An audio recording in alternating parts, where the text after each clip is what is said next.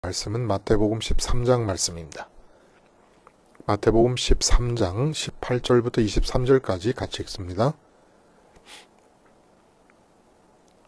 씨 뿌리는 비유를 예수님께서 직접 해석해 주신 부분을 읽습니다. 18부터 23까지 시작. 그런즉 씨 뿌리는 비유를 들으라.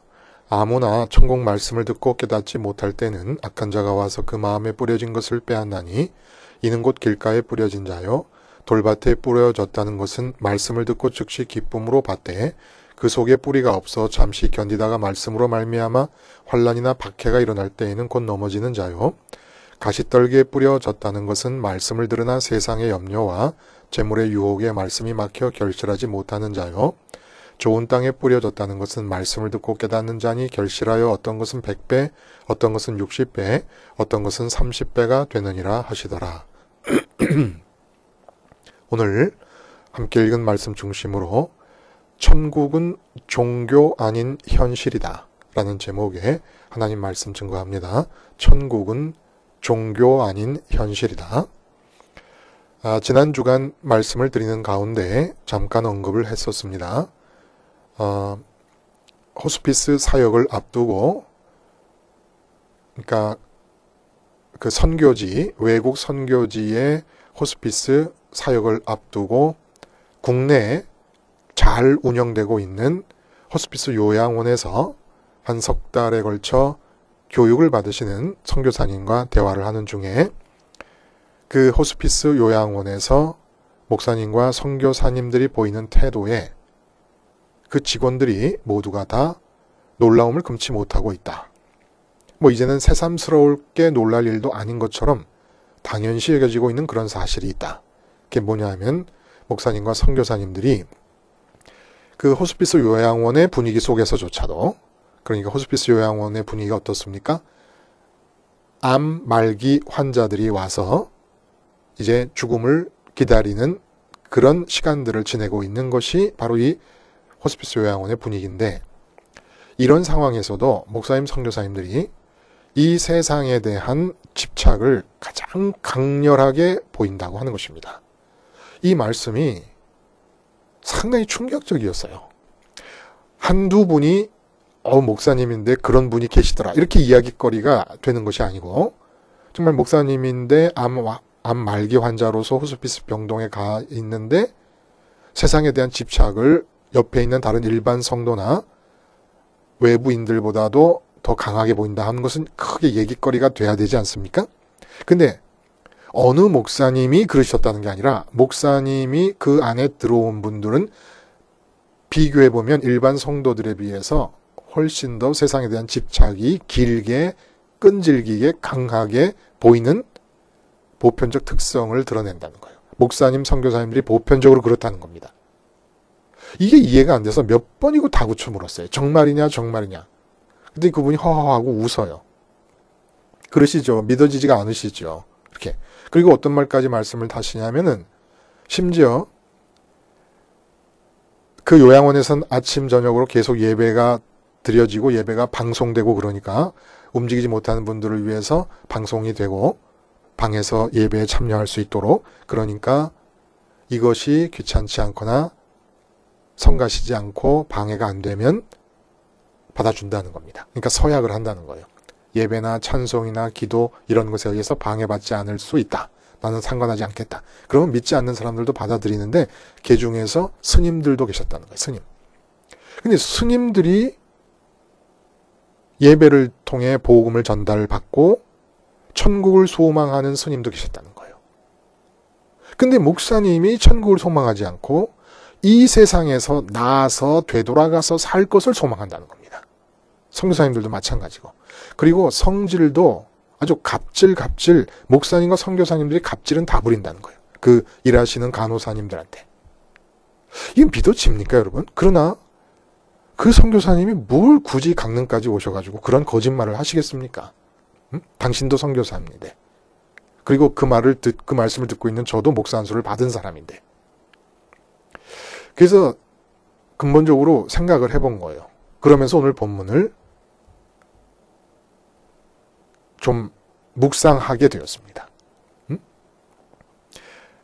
주님께서 이 땅에 오신 이유는 우리가 읽은 19절의 말씀처럼 천국 말씀을 위해서 오신 거예요. 그 천국 말씀의 내용이 도대체 뭐냐? 오늘 앞에 부분에서 씨 뿌리는 비유를 말씀하시고 그 다음에 그 이어서 제자들이 무엇 때문에 비유로 말씀하십니까? 라고 묻는 질문에 대해서 예수님께서 대답해 가시는 과정 중에 천국 비밀에 관한 얘기가 나옵니다. 천국 비밀. 그러니까 예수님이 이 땅에 오신 이유는 천국 말씀을 하시러 오신 것이고 천국 말씀의 내용, 말씀이니까 내용이 있을 거 아닙니까? 그 내용은 바로 천국 비밀이라는 거예요. 천국의 비밀. 그래서 무릇 있는 자는 받아 넉넉하게 되되 없는 자는 그 있는 것도 빼앗기라. 11절, 12절 그렇게 돼 있어요. 대답하여 이르시되 천국의 비밀을 아는 것이 너희에게는 허락되었으나 그들에게는 아니 되었나니.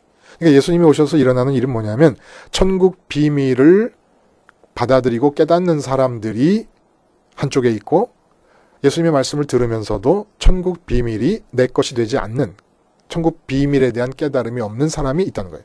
분명히 비밀을 드러내 말씀해 주시는데도 그 비밀로 감춰져 있던 것을 받아들여 내 것으로 삼는 사람과 그렇지 못한 사람이 있다 이런 얘기입니다.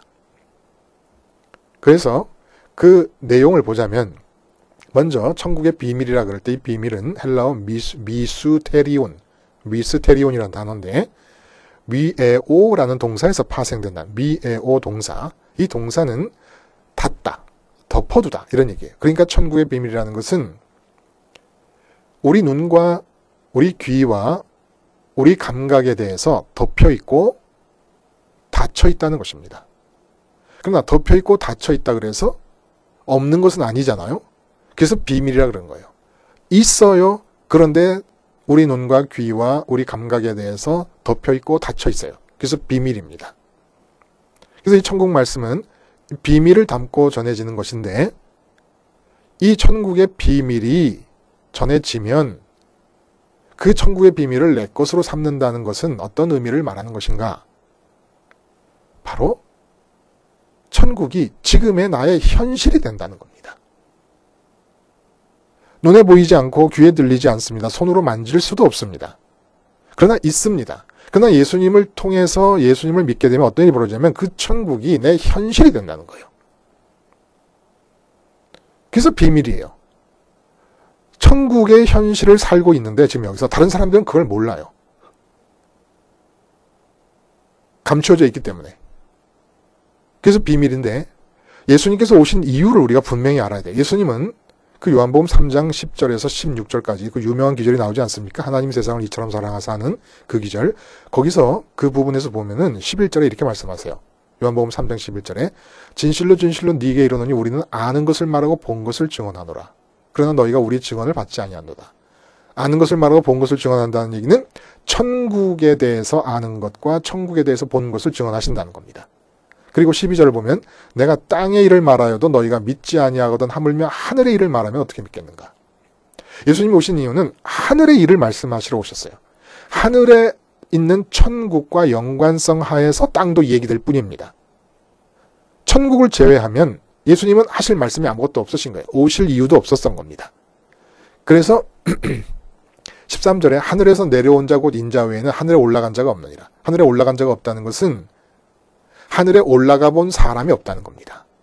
하늘에 있다가 이 땅에 내려온 나 말고는 이 땅에 태어나 사는 사람들은 아담부터 시작해가지고 마지막 날까지 태어나는 아기까지 다 포함해서 하늘에 올라가 본 적이 없고 하늘을 알 수가 없다는 거예요. 그래서 그 하늘에 있는 천국은 철저하게 세상 모든 사람들에게 비밀에 붙여져 있는데 그 비밀을 예수님께서 오셔서 천국에 있던 분으로서 천국에 어떤 것들이 있다라는 걸 가르쳐 주시기 위해서 오셨다는 겁니다. 그 비밀이 뭐냐? 예수님께서 친히 보고 들은 것이에요. 요한복음 3장의 계시록음 32절에 나오는 것처럼. 그래서 이 비밀을 받아들이게 되면은 분명히 나타나는 변화가 있다는 겁니다. 왜냐하면 천국의 비밀인데 그 천국의 비밀이 내 현실이 되게 전달해 주시는 것이니까.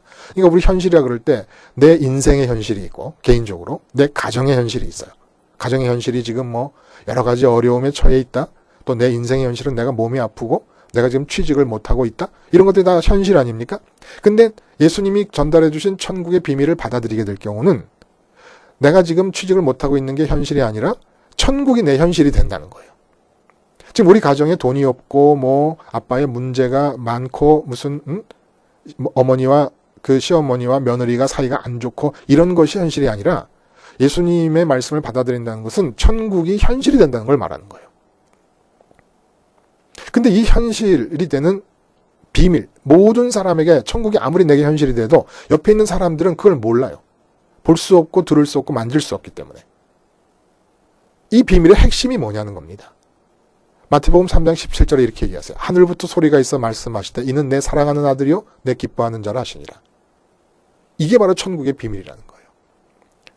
천국의 비밀은 예수님과 하나님이 영원 전부터 성령님을 통해서 하나가 되시면서 서로가 서로를 채워주세요.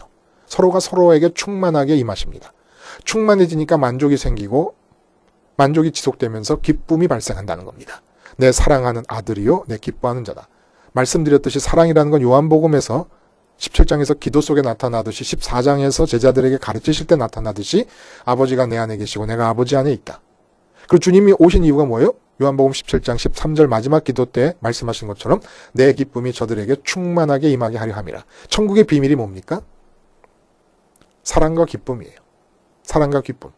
사랑과 기쁨은 사랑이라는 것은 아버지가 내 안에 내가 아버지 안에 계신다는 예수님의 말씀처럼 하늘에 계신 하나님과 땅에 오신 예수님께서 서로 안으로 들어가시면서 사랑하고 계신다라는 것과 하나님에게는 예수님이, 예수님에게는 하나님이 채워짐으로써 영원 전부터 기쁨 가운데 계셨다는 게 비밀이라는 겁니다. 그러면 이 비밀이 알려지면서 이 땅에서 나타나는 변화는 어떤 변화가 있을까요? 그 변화가 오늘 씨 뿌리는 비유를 통해서 우리들에게 묵상해야 될 내용으로 주어지고 있다는 겁니다. 이 천국의 비밀을 내 것으로 만든 자와 만들지 못한 자. 한마디로 이 세상에 살고 있는 동안에 천국의 비밀이 알려지면 예수님과 하나님 사이에 사랑과 사랑의 교제가 있었고 그럼으로써 기쁨이 발생한다는 이 핵심적 비밀이 알려지면 세상에 대한 비밀도 알려집니다. 세상에서는 내가 보고 듣고 만지고 살았는데 그게 다 비밀 속에 베일 속에 가려져 있었어요. 그게 뭔지 아십니까? 돈이 기쁨이라고 생각했는데 천국의 비밀이 알려졌어요. 천국의 비밀이 뭐예요? 하나님이 인간으로 오신 예수님에게 기쁨이고 인간으로 오신 예수님이 하나님 아버지께 기쁨이 된다라고 하는 이 비밀이 알려지면서 돈은 사실상 알고 봤더니 전혀 기쁨이 아니었다는 사실이 드러난다는 겁니다. 그래서 예수님께서 입으로 말씀하신 것도 예수님의 말씀이고 몸으로 보이신 행동도 예수님의 말씀이고 십자가와 승천까지 이어지는 역사도 예수님의 말씀이에요. 다 예수님의 말씀이에요. 근데 이 예수님의 말씀 전체를 통해서 보여주려고 하셨던 것이 무엇이냐? 예를 들어 서기관이 예수를 따르겠습니다 하니까 예수님이 뭐라 그러세요? 나는 머리 둘 곳도 없다. 여우도 굴이 있고 참새도 저거 둥지가 있는데 나는 머리 둘 곳이 없다. 이 말씀을 하신 이유가 뭡니까? 이 말씀은 나는 이렇게 가난하게 지낸다라는 말씀이면서 동시에 어떤 말씀이냐 하면 지금 서기관 네가 기쁨거리라고 알고 추구하고 있는 이 세상의 모든 기쁨거리들이 하나도 없어도 나는 너무너무 기쁘다라는 얘기를 하고 계시는 것입니다. 그리고 네가 생각하는 그 기쁨거리들은 사실은 휴지 조각에 불과하다는 것을 말씀하시는 거예요. 나는 가난하게 산다, 청렴결백하게 산다. 그러므로 네가 나를 따를 경우에는 이렇게 청렴결백하게 살 마음을 가져야 된다. 이 말씀을 하시는 게 아니에요. 청렴결백은 우리가 말하는 청렴결백은 세상에서 갇혀있는 상태의 마음의 의식 구조 안에서 세상에 갇혀있는 의식이에요. 의식 안에서 사람들이 좋다고 여기서 추구하는 것들이 없어도 굳건하게 살아가겠다는 게 청렴결백 아닙니까? 그러나 예수님은 청렴결백을 말씀해 보신 적이 없어요. 너희들도 기쁨을 추구하고 인간으로 온 나도 기쁨을 추구하는데 내가 알고 있는 이 기쁨은 너에겐 비밀이다. 근데 이 비밀스러운 기쁨을 갖게 되면 너희가 추구하는 기쁨은 다 휴지 조각이야. 내가 머리 둘 것 없이 살고 집 한 칸 없이 사는데도 그 집 한 칸 없이 산다는 게 아무 문제도 안 될 정도로 큰 기쁨이 바로 천국의 기쁨이고 이것이 너희에게는 비밀로 감춰져 있는데 내가 이 땅에 온 이유는 이 비밀, 기쁨의 비밀, 사랑의 비밀을 너에게 알려주러 왔다. 그래서 씨를 뿌리듯이 천국의 비밀을 말씀에 담아서 뿌리고 나면 4가지 반응이 나타난다. 라는 얘기를 하는 겁니다. 첫 번째, 길가에 뿌려졌다 그래, 길가에.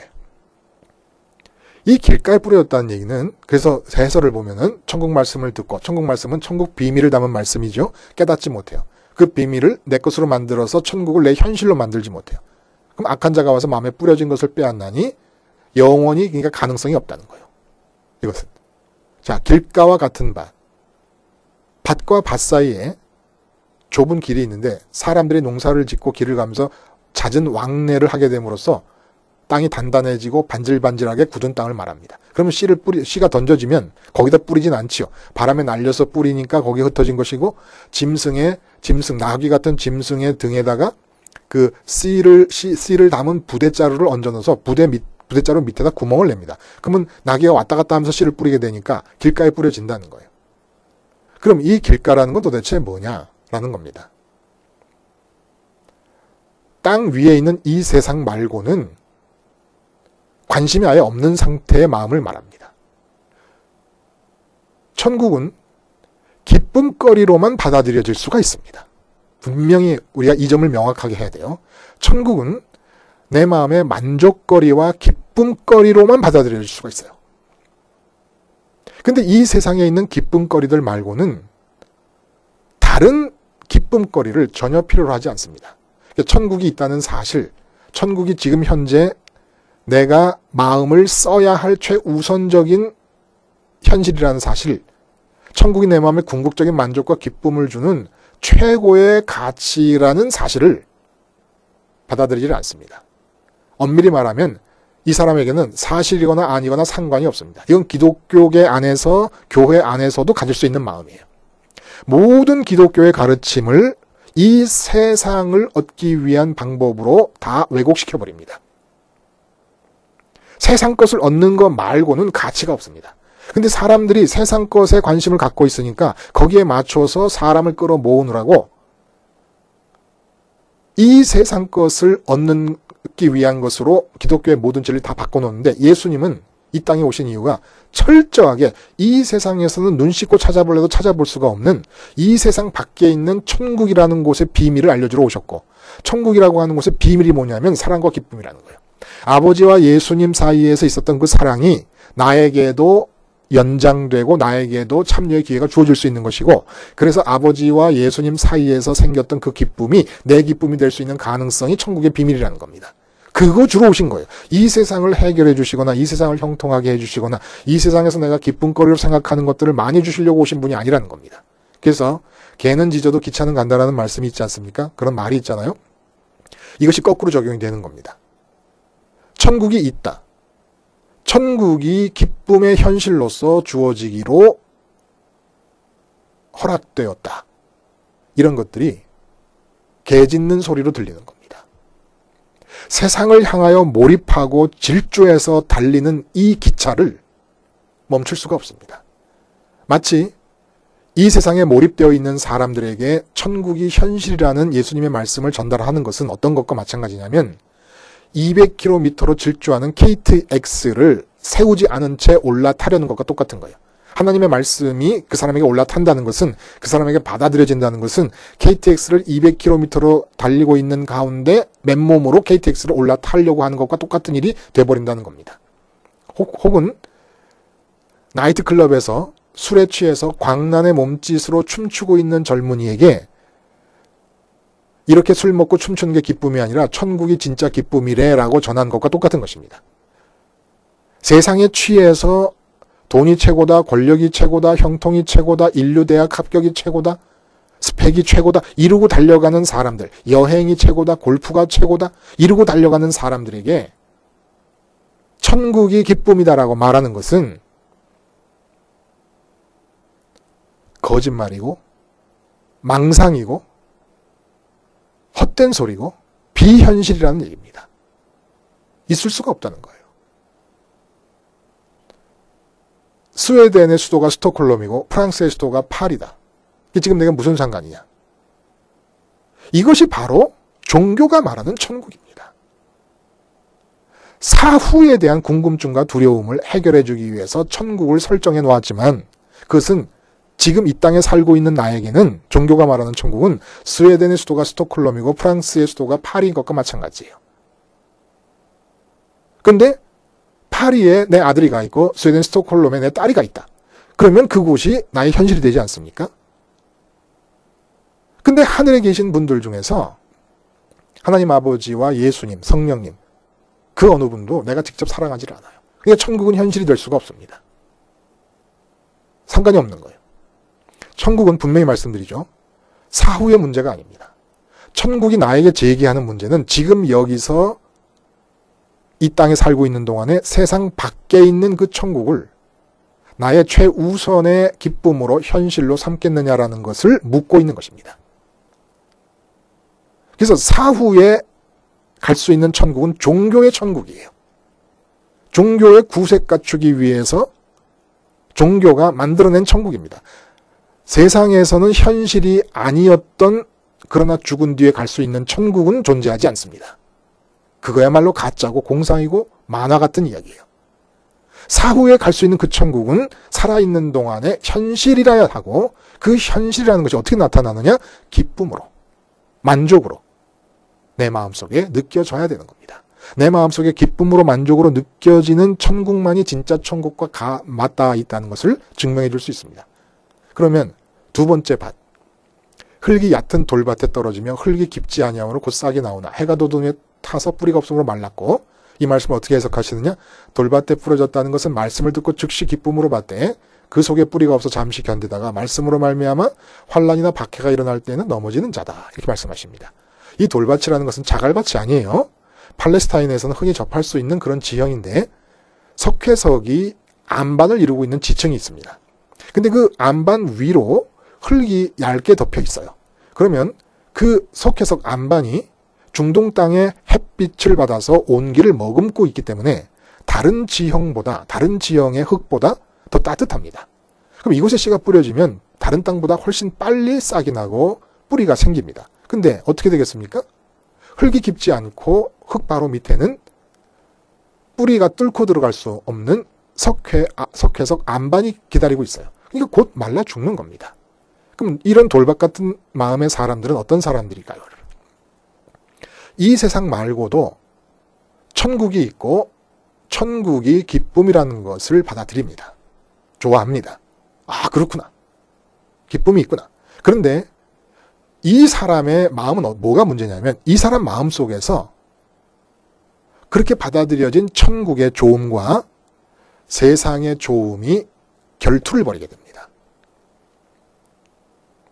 그래서 천국이 궁극적이고 가장 우선적인 기쁨거리의 자리까지 도달하지를 못하게 됩니다. 마치 석회암 안반이 있어서 뿌리가 아래로 내려가지 못하는 것처럼 궁극적이고 가장 우선적인 기쁨거리라고 여겨지는 것이 있는 그 자리에는 세상 것이 이미 자리를 차지하고 있어요. 근데 천국의 좋음이 거기에 뿌리를 내리려고 가다가 세상의 좋음, 세상의 기쁨거리, 세상의 궁극적 만족거리라고 믿어지는 것들이 있는 자리에서 더 이상 뚫고 들어가지를 못하고 말라 죽어버리고 맙니다. 천국의 좋음이 말라 죽어버리고 마는 거예요. 그 마음에서. 그래서 핍박이나 어려움을 당하면이라고 하는 얘기는 무슨 얘기냐? 꼭 로마 시대나 우리나라 그 대원군 시대 때 있었던 무슨 그런 박해가 아니라도, 외부적인 박해가 아니라도 천국의 비밀은, 천국이 기쁨이 지금 현재 기쁨의 현실이라고 하는 이 비밀은 최우선의 현실이고 최우선의 기쁨거리로서만 받아들여질 수 있기 때문에 천국의 좋음은 나의 현실이 되기 위해서는 이미 좋은 것들에 대해 위협이 됩니다. 이미 좋은 것들이 내 마음에서 물리쳐지지 않으면 천국의 좋음은 내게서 현실로 표현되기가 어렵다는 거야. 왜냐하면 최고의 좋음의 자리, 최우선의 좋음의 자리를 항상 천국은 요구하고 있기 때문에. 두 번째, 세 번째 자리에서도 좋음을 발동해주고 세상의 좋음이 1등일 때, 세상에서 좋은 것이 어떤 것이든지 1등일 때 2등, 3등의 자리에서 그 좋음을 보충시켜주면 얼마나 좋으련만 천국의 좋음과 천국의 기쁨은 내 마음에 대해서 항상 1등 자리요, 최우선의 자리가 아니고 가장 궁극적인 자리가 아니면 좋음을 발휘하지를 못한다는 거예요. 기쁨을 발휘하지를 못한다는 거예요. 그러니까 그 우선됨을 요구에 들어갈 때 이 사람 마음에 예를 들어 돈이 더 좋은데 그럼 돈을 물리쳐야 되나? 그래야지요. 그래야 천국이 궁극적인 기쁨의 자리에 올 수 있지 않습니까? 근데 그걸 못 넣는 거예요. 그래서 가장 좋은 예가 부자 청년의 예입니다. 마태복음 19장에 나오는 이 청년은 나름대로 영생을 바라고 소망하는 영성이 있는 사람이었습니다. 무조건 되고 이 세상밖에 없다 라고 마음이 이 세상에 갇혀서 함몰되어 있던 사람이 아니야. 영생이라는 것은 그 청년도 바보가 아닌다면 바보기는 너무너무 똑똑하고 기족 청년이죠. 사람은 다 죽는다는 걸 알아요. 그러니까 영생을 생각한 거야. 영원히 사는 삶이라는 건 어떻게 주어질 것인가. 이 땅에서 내가 어떻게 살아야 영원히 살 수 있는 것인가를 진지하게 고민할 만큼 훌륭한 청년이었습니다. 근데 이 청년에게 예수님이 뭐라 그러세요? 네 소유를 다 팔아 가난한 자들에게 주라. 그리하면 하늘에서 보화가 네게 있으리라. 좋음과 궁극적인 기쁨이 뒤바뀌어야 된다는 겁니다. 기쁘지 말라는 얘기가 아니에요. 지금 돈을 붙잡고 있는, 많은 재물을 붙잡고 있는 이유가 뭐예요? 기쁨을 위해서, 만족을 위해서요. 아무리 슬픔을 위해서 돈을 붙잡고 있는 사람이 누가 있겠어요? 불만을 위해서 돈을 붙잡고 있는 사람이 누가 있겠어요? 갖고 있어도 만족이 안 되니까 더 벌려고 하는 것뿐이지.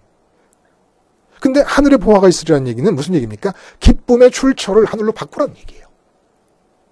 그러니까 기뻐하지 말라는 것이 아닙니다. 돈을 버리라는 얘기라. 돈을 주제로 삼는 게 아니에요. 기쁨을 주제로 삼는 겁니다. 기쁨을. 근데 진짜 기쁨을 얻으려면 돈이 있는 그 궁극적인 기쁨의 자리에 천국이 들어와야 된다는 걸 말씀하신 겁니다. 그러니까 손해를 보게 하시는 게 아니에요. 근데 청년이 못 받아들이고 맙니다. 이 청년에게는 소유, 많은 재물이 석회암 안반이 된 거예요. 천국의 좋음이 세상의 좋음과 결어서 지고 있는 마음 상태, 이게 바로 돌밭의 마음 상태라는 겁니다. 천국의 비밀이 뭐예요? 내게 우선적이고 궁극적인 기쁨이 된다는 것이 천국의 비밀입니다. 근데 이 천국의 비밀이 이 세상의 비밀까지 들춰낸다는 거예요. 부자 청년에게 말씀하신 게 뭡니까? 네가 재산을 많이 갖고 있다. 근데 비밀을 말해줄까? 그 재산은 너에게 전혀 궁극적으로 기쁨도 만족도 소망도 될 수가 없다. 이게 비밀이에요. 근데 이 비밀을 못 받아들이는 거예요. 천국에만 궁극적으로 기쁘고 만족할 수 있다는 것이 비밀인데 그 비밀이 알려지니까 상대적으로 이 세상에서 기쁨거리들, 그동안 기쁨거리 알고 있던 모든 것들이 천국의 기쁨 앞에서는 휴지 조각에 불과한 것이라는 사실도 비밀인데 이 비밀을 못 받아들이고 만 겁니다. 그래서 예수님께서 머리 둘 곳 없이 사셨다는 얘기, 그 행동 자체가 비밀을 드러내고 계시는 거예요. 지금 무엇 때문에 저렇게 많은 병자를 고치고 온갖 기적을 다 일으키시는 능력 있는 예수님께서 머리 둘 곳 없이 사시느냐? 천국의 비밀을 표현하고 있는 중입니다. 이래도 아무 부족함이 없거든. 이게 비밀이라는 거예요. 천국의 기쁨을 가지면 이게 아무 상관이 없다는 것이에요. 그 자체가. 그리고 주님께서 부활하셔서 곧바로 하늘로 떠나셨습니다. 아니 왜? 이 세상에 얼마나 기쁨거리가 많은데 그 기쁨거리 다 놔두시고 왜 하늘로 올라가 버리셔? 천국의 비밀을 말씀하시는 거예요. 행동으로. 일말의 아쉬움과 후회 없이 세상은 등져도 괜찮은 것이 천국의 기쁨거리라는 거예요. 천국의 기쁨을 맞이하면 세상이 그렇게 보인다는 겁니다. 그렇게 보이는 정도가 아니라 가능한 한 빨리 떠나고 싶은 마음이 드는 게 정상이라는 거예요. 근데 호스피스 요양원소에서 목사님과 선교사님들이 보였다는 그 태도, 일반 성도나 심지어는 회개하고 복음을 받아들인 스님보다도 세상에 대한 집착이 더 강했다. 완전히 돌밭이지요. 응? 완전히 돌밭이지요. 또 아니면 아예 길가밭처럼 천국이라는 것 자체에 대해서는 애초에 돌밭처럼 기쁘게 받아들여 본 적도 없을지도 모릅니다. 그러니까 그렇게 이 세상에 대한 집착이 강한 거지요. 근데 천국이라는 건 비밀이, 뭐가 비밀이에요? 지금 당장이라도 하나님이 허락만 하시면 모든 걸 이 상태 이대로 다 놔두고 아버지가 계신, 예수님이 계신 천국으로 가고 싶어 할 정도의 기쁨거리라는 것이 천국의 비밀이라는 겁니다. 근데 못 받아들이는 게 돌발. 세상의 기쁨거리, 세상의 좋음에 마음이 메어가지고 더 이상 내려가질 못해요. 마음의 심장부로.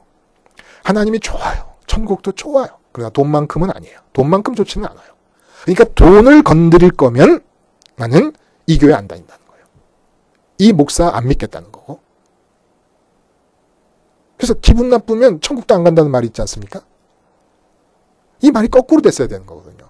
기분이, 천국이 첫 번째 현실로 가 닿은 마음 상태에서의 기분이라서 기분 나쁘면 돈도 아무것도 아니고 뭐 아무것도 아니라 해야 되는데 이 세상 기쁨거리에 가 마음이 다 있는 상태에서 내가 돈이 최고로 좋은데 날 기분 나쁘게 했어요. 돈을 건드려요. 그러면 교회고 뭐고 안 다니고 만나는 거예요. 응?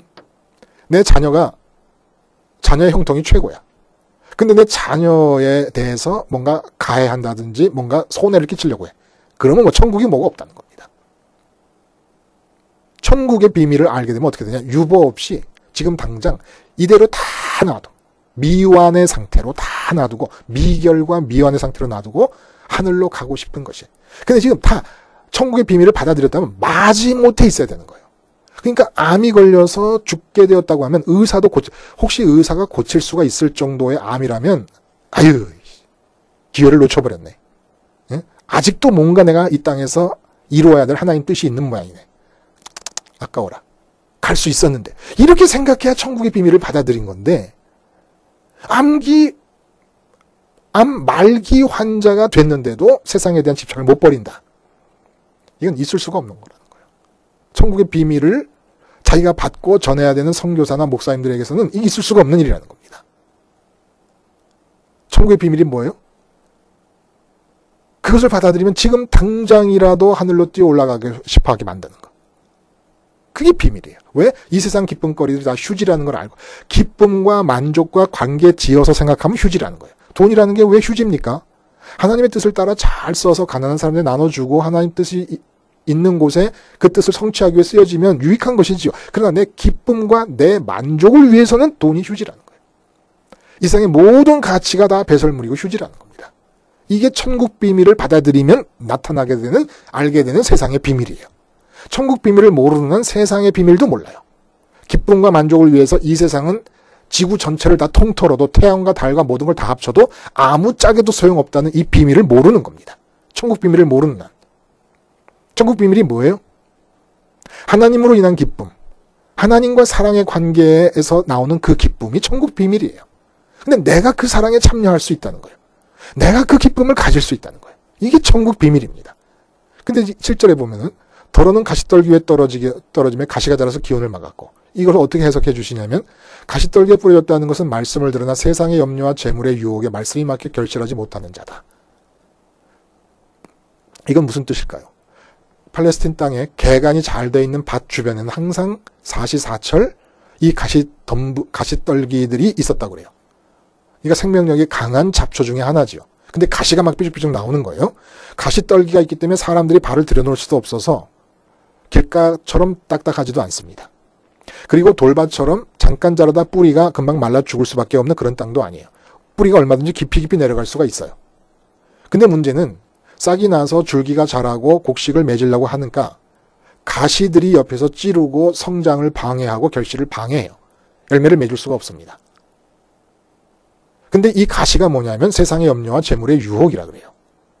이 도대체 어떤 상태일까요? 쉽게 이해하기 위해서 부자 청년의 경우로 돌아가서 생각해보면 실제로는 부자 청년은 재산을 팔아서 가난한 사람들에게 나눠주고 예수님의 말씀대로 예수님을 따르지 않았습니다. 근데 이렇게 생각해보는 거예요. 가시밭에 버려진 씨, 가시밭 같은 그런 마음이 어떤 상태냐? 청년이 가시떨기밭 같았다면, 가시밭이라면 어떻게 했을까? 일단 예수님을 따라다닙니다. 아침에 일어났더니 예수님이 그 청년이 따라와 있어요. 그러니까 그래 너 재산 팔아서 가난한 사람한테 다 나눠주고 왔냐? 그랬더니 아니요. 그러는 거예요. 그 재산을 갖고 있으면 어떡해? 천국의 비밀이 네게 될 수가 없잖아. 그러니까 예, 알았습니다. 좋은 말씀 감사합니다. 그렇게 야단맞고 지적받고 못마땅히 여김을 받으면서 계속 예수님을 따라다니는데 절대로 재산을 팔 생각도 안 합니다. 재산을 팔지도 않고 예수님을 안 쫓아가지도 않고 분명히 예수님의 좋은 점을 알겠어요. 놓칠 수가 없어요. 그래서 예수님을 끝까지 쫓아다닙니다. 그리고 재산을 절대로 팔지 않습니다. 그러면 둘 다 좋아하니까 이제 어떤 상황이 벌어집니까? 문제는 이 세상의 재산은 여기 뭐 재리의 유혹이라고 그랬잖아요. 재리의 유혹이라는 풍성해지고 싶은 마음이라고 그랬어요. 원어의 뜻을 보면 풍성해지고 싶은 마음. 근데 눈에 보이고 손으로 만져지고 귀에 들리는 세상 것들은 즉각 내 마음에 염려를 발생시키고 욕구를 발생시킵니다. 근데 예수님 말씀하시는 천국은 눈에 보이지 않고 귀에 들리지가 않아요. 그러니까 뿌리는 내리고 있는데 예수님에 대한 마음이 있어요. 없는 게 아니에요. 그런데 세상에 대한 생각들이 훨씬 더 즉각적으로 강렬하게 오면서 예수님에 대한 생각, 성경 공부도 하고 직분도 맡고 뭐 새벽 기도도 하고 합니다마는 새벽 기도하고 밖으로 나오면 새벽 기도에서 천국을 가진 그 열매가 맺혀져야 되는데 새벽 기도 끝나고 밖으로 나오면 회사에 들어가고 가정에 들어가면 세상의 염려, 세상의 문제들이 가시처럼 뚫고 들어와서 하늘이 다 뭉개져 버리고 말아요. 천국이 다 뭉개져 버리고 말아요. 그래서 열매를 못 맺는다는 거예요. 결국 이 세 밭이 다 얘기하는 게 뭐예요? 머리털만큼이라도 이 세상이 마음에 들어오면 안 된다는 거예요. 천국이 알려집니다. 천국의 비밀이 알려집니다. 천국은 기쁨의 원조다. 천국이 아니면 기쁨과 만족은 주어질 수가 없다. 그 천국이 있고 세상이 있습니다. 그 천국 비밀 앞에서 세상에 대한 내 태도, 내 마음의 태도를 가리키는 거예요. 근데 그 옥토가 어떤 마음이겠습니까? 이 세 가지가 극복된. 진정한 기쁨과 만족이라는 것, 지금 내가 얻을 수 있는 기쁨과 만족이라는 것은 이 땅에는 존재하지 않는구나. 길가밭이 뒤집어진 상태예요. 길가밭은 이 땅에만 기쁨과 만족이 있으므로 천국 따위에 대해서는 그건 동네 강아지가 짖는 소리와 마찬가지다. 라고 들어버리는 겁니다. 천국? 쓸데없는 소리 하지 마라. 헛된 소리 하지 마라. 거짓말 하지 마라. 그래서 칼 마르크스는 이 천국을 얘기하는 기독교를 민중의 아편이라고 그래버리지 않습니까? 그렇게 얘기를 하는 거예요. 그리고 돌밭이 뭐예요? 결국 세상이에요. 세상의 기쁨거리가 궁극적이고 우선적인 자리를 차지하고 있으면서 천국의 좋음에 자리를 내주지 않는 상태예요. 그리고 이 가시밭도 마찬가지. 세상과 예수님이 같이 좋은데 결국은 세상에 대한 반응이 더 즉각적이고 더 강렬할 수밖에 없으므로 열매가 맺혀지지 않는 겁니다. 열매라는 게 결국 뭐 가장 우리가 현실적으로 느낄 수 있는 게 윤리적인 어떤 행위적 열매 아니겠습니까? 윤리의 문제는 윤리에 있지 않아요. 윤리의식이 잘못되거나 윤리의식이 약해서 윤리적 열매가 맺혀지는 게 아니에요. 모든 윤리의 근본은 풍요로움입니다. 풍요로운 사회에서는 모두가 다 신사가 되고 숙녀가 됩니다. 밥을 먹을 때 새치기 하지 않습니다. 아침을 잘 먹은 사람이 점심 먹겠다고 새치기 할 이유가 없습니다. 스위스 시계의 고장에서 수도가에 놓여진 다른 사람의 시계를 갖고 가야 될 이유가 없습니다. 그게 굉장한 줄 알았어요. 모든 윤리, 모든 신사숙녀는 풍요로움과 여유로부터 나오게 됩니다. 천국을 가져서 기쁨을 가지면 이 세상 전체를 향하여 너그러워지고 여유 있게 됩니다. 여기에서 하나님이 원하시는 윤리도 나올 수가 있습니다. 마지막 옥토는 어떤 밭입니까? 결국은 세상에 대해서 근원적으로 뿌리채 철저히 죽어버리는 수밖에 없다는 거예요. 그러면 세상은 어떤 세상이 됩니까? 세상에 대해서 죽어야 세상은 천국의 비밀, 기쁨의 유일한 처소, 기쁨의 유일한 생산지라는 천국의 비밀이 내 것이 되면서 이 땅은 더 이상 기쁨 사냥터가 아니라 기쁨 표현의 장소가 될 수 있다는 거예요. 그래서 주님이 십자가에서 죽으신 것입니다. 천국의 비밀을 이론으로 받아들이고 마음으로 받아들이라고 십자가에서 죽으신 겁니다. 이론으로 받아들여서 십자가를 생활하지 않고 있는 상태가 지속되면 결국은 이 세 가지 밭 중에서 어느 한 밭이 되는 거예요. 이론으로 받아들이라고 했으니까 길가밭은 아니겠지요. 결국 십자가에서 주님과 함께 내가 죽었다는 자아의식을 갖고서라야 세상과의 관계가 극복되고 천국이 나의 현실이 될 수 있습니다. 그러므로 목사님이고 선교사님이고 총회장님이고 교황님이고 뭐 사제분들이고 누구를 막론하고 예수님의 이름을 부르고 하나님의 이름을 부르는 사람들 중에서 가톨릭 얘기를 하는 이유는 그분들도 하나님을 부르고 예수님을 부르고 있으니까. 하여간 그 누구라도 십자가를 생활화하지 않으면, 십자가에서 죽었다는 자의식을 가지고 세상을 마주대하지 않으면 옥토가 될 수가 없습니다. 이건 절대불변의 원칙이에요. 절대불변의 원칙이에요. 그리고 젊었을 때는 십자가 생활화를 하다가 일이 잘 되고 세상 일이 잘 돼서 형통하다 보니까 십자가 생활화를 소홀하게 하거나 안 하게 됐다. 반드시 앞에 나온 세 밭 중에 하나의 밭으로 넘어가게 됩니다. 천국이 더 이상 현실이 아닌 게 되어버립니다. 형통하고 있는 이 세상만이 현실로 되고 이 세상만이 기쁨의 유일한 초소가 되어버립니다. 뒤바뀌어버립니다. 그래서 대형 교회들의 목회자 자녀에게 세습 문제가 나온다고 봅니다. 그것이 기쁨이니까. 천국이 기쁨이 아니라 대형 교회 현장이 기쁨이니까. 그 기쁨의 생산지를 자녀에게 물려주고 싶은 것이죠. 그게 기쁨이면 당연하죠. 기쁨의 생산지인데 자녀에게 안 물려준다는 게 바보 아닙니까? 기쁨의 생산지가 천국이라야 되는데 목회 현장이니까 당연히 자식에게 물려주게끔 되는 거예요. 초대형 교회 목사님이지만 이것이 기쁨거리가 아니야. 이 대형 교회가 내 기쁨과 관련된 비밀을 아는 거예요. 대형 목회라는 것에 내 기쁨과 관련된 비밀은 휴지다 라는 비밀을 알아. 왜? 천국의 비밀을 아니까.